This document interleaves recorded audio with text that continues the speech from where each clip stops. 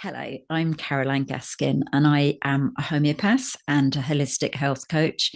And I am leading at this point in my life with supporting women through a natural menopause, or if you want to put it a different way, using natural health solutions to support you wherever you're at. And it might be that you are on HRT or you've tried HRT and it hasn't worked for you or it hasn't worked for everything and you're looking for some natural support. So listen up, and I'm going to talk you through my 5 top tips of things you can do to manage menopause naturally. Now, it might be that you're pre-menopause and you're wanting to prepare. All of these things you can do really at any stage in your hormonal health journey to help with support. So it could even be pregnancy that you just happen to have come across this, and all of these things would help. And in fact, some of the things that happened in my pregnancies a long time ago indicated what it was that I needed in menopause. And I've been in natural health practice for over 25 years. So it was a bit of a shock when I started to go through menopause and find that I actually experienced almost all the 34 symptoms associated with menopause to some degree or another. And it might have been a brief visit, but nevertheless, I touched into those symptoms. And that really surprised me.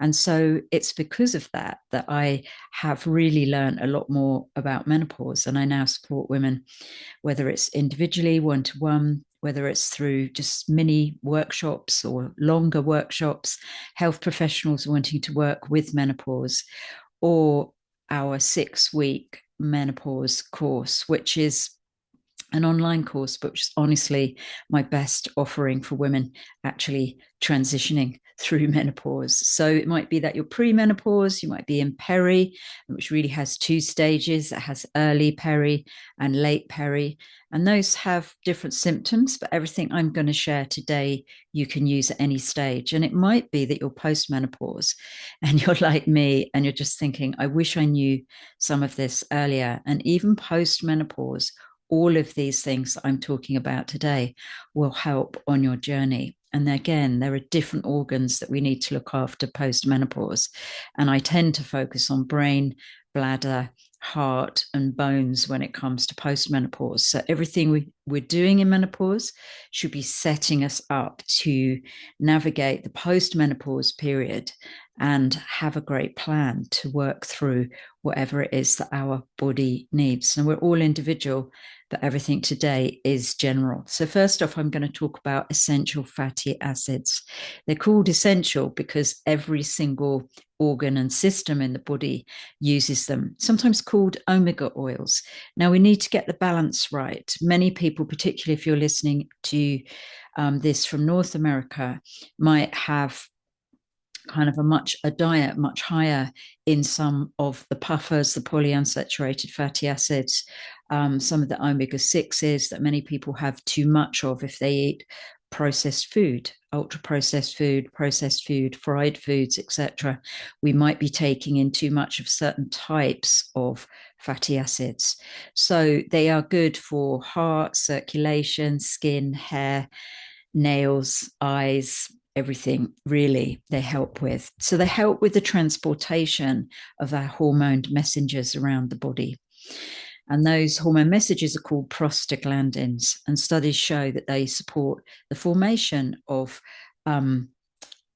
heart function and the formation of the fats that we do need.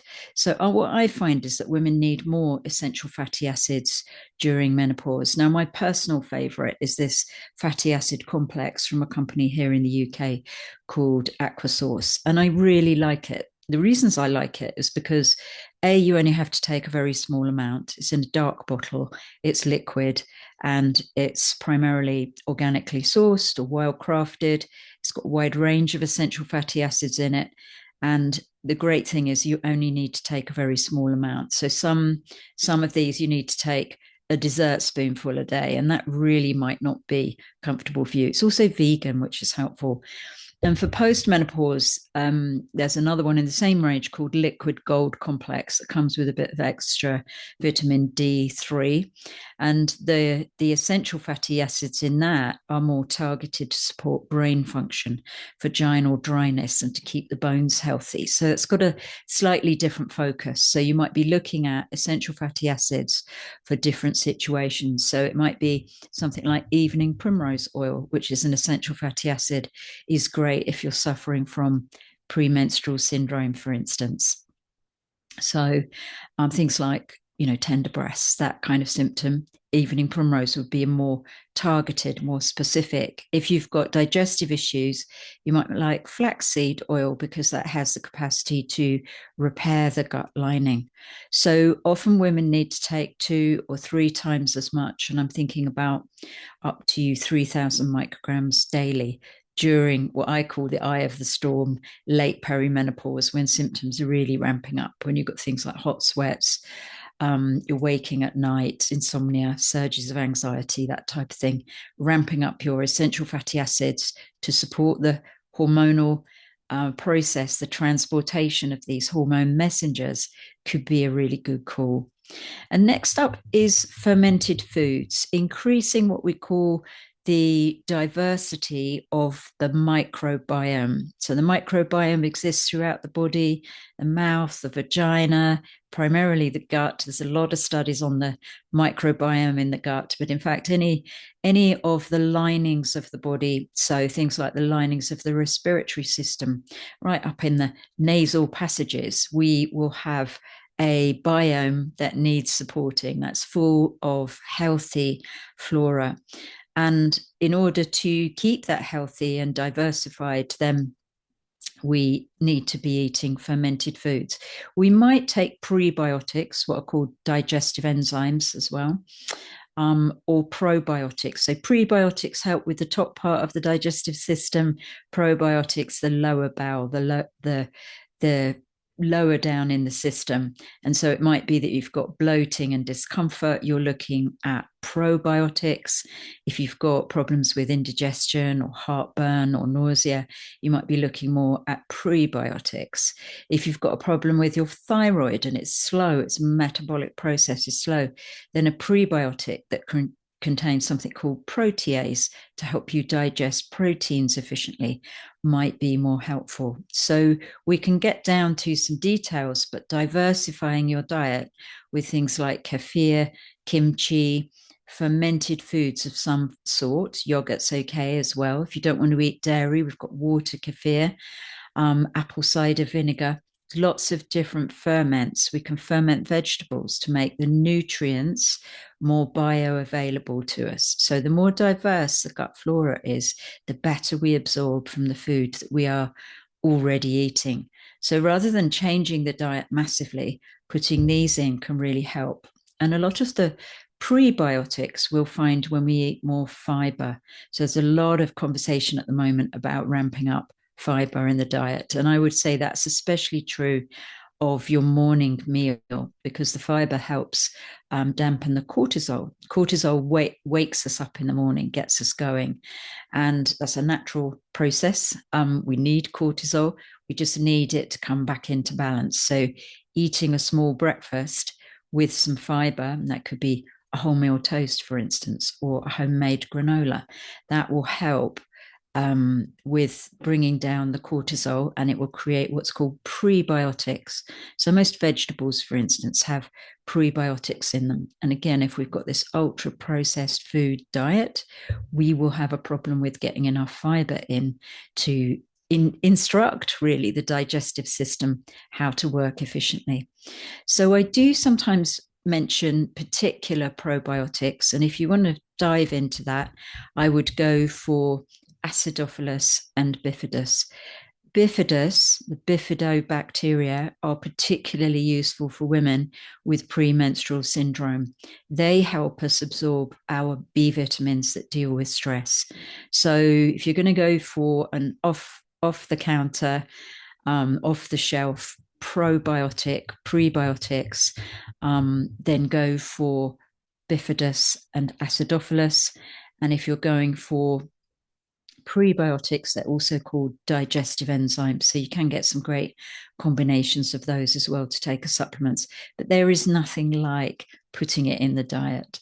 So let's have a look. I'm just going to scroll down to my next one, which is magnesium. So magnesium is, it's like a superpower to add into your daily. I mean, all of these are superpowers, really, super needed. But magnesium is is responsible or supportive in over 350 enzymatic actions in the body. It does a lot. Every single organ and system will benefit from magnesium. And many of us, in because of our diets, because of our lifestyles in the developed countries, are very deficient in magnesium. So we get it naturally, and it will come from things like green vegetables. Chocolate, for instance, has got magnesium in. So if you've got a craving for chocolate, that's a surefire sign you need it. So you can put it in to your body through something like this, which is a Better You magnesium spray oil. You could take an Epsom salt bath regularly, or you could take a supplement. And this is one that's new with this range, Aquasource in the UK. You can get this in Europe as well, actually, and it's called Magnesium Complex. So this is plant sourced. Many of the ones that you'll see on the market are sourced from some kind of mineral, and you've just got to be careful about fillers, binders, bulking agents. So always read the label. What I love about this company is I don't have to ask those questions because they just don't use them. So plant sourced is the way to go, really. Then your body knows what to do with what it is presented with. So it absorbs it well. So it can take around 6 months to rebuild your magnesium levels. And in perimenopause, it helps balance your blood sugar and relieve menstrual cramps.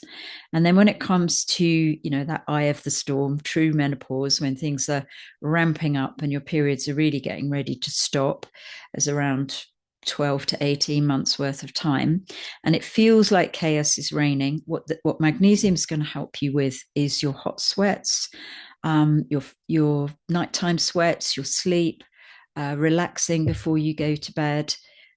It will help with anxiety. So the Chinese call it the beautiful mineral, and it helps, absorb things like calcium, potassium, phosphorus, other minerals that we need for bone strength. So post menopause, this is also a must.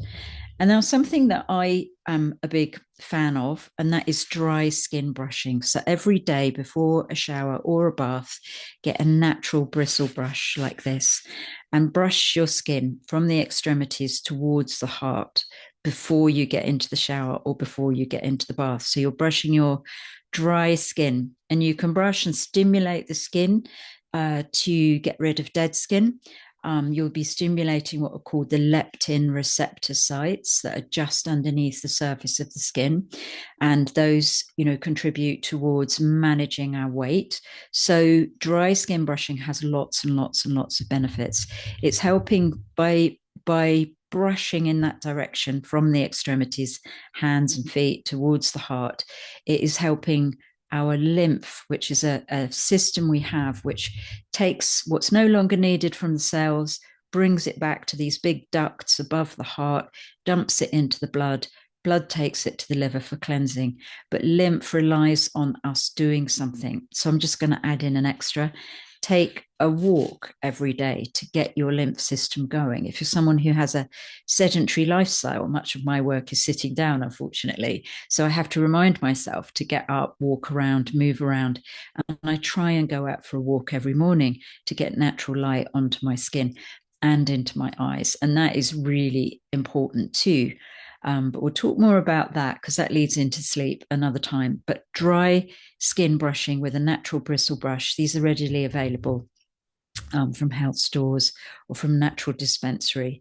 If you want to find out about any of the supplements and you haven't got my PDF that goes with this, then just ask me and I can share that with you. Big fan of this for all sorts of reasons. And then finally, something that's really easy for you to take. So before we dive into homeopathy, which is a little bit more complex, a little bit more detailed, every woman can take this. This is Australian bushflower woman essence, so readily available the world over, a combination of flower essences. And I often recommend to take this alongside homeopathy, alongside other health protocols. So it will help harmonize your hormones, balance your moods, relieve weariness, feel better about yourself, and cope better with stressors and change. So, as I mentioned, I do courses and workshops. I do mini workshops. I call them minis for Menno. And I have a much longer course that I run with a colleague called Fiona Eady, and that's our 6-week natural menopause course. And what we find after women have put into place these protocols, 5 things I've shared with you today, or 6 if you want to include going out for a walk every day and catching some daylight, then we find 3 weeks into the course that most women, nearly all the women on the course, are saying, I deal with stress better. I'm beginning to feel better. I'm beginning to feel more like myself. So, very easy protocols to put into place. So, if you haven't got my PDF, then ask for it. If you're watching this on YouTube, please subscribe and put a like. Just tick that little thumbs up and let me know that this is working for you. Thanks for listening so far and hope to meet you soon.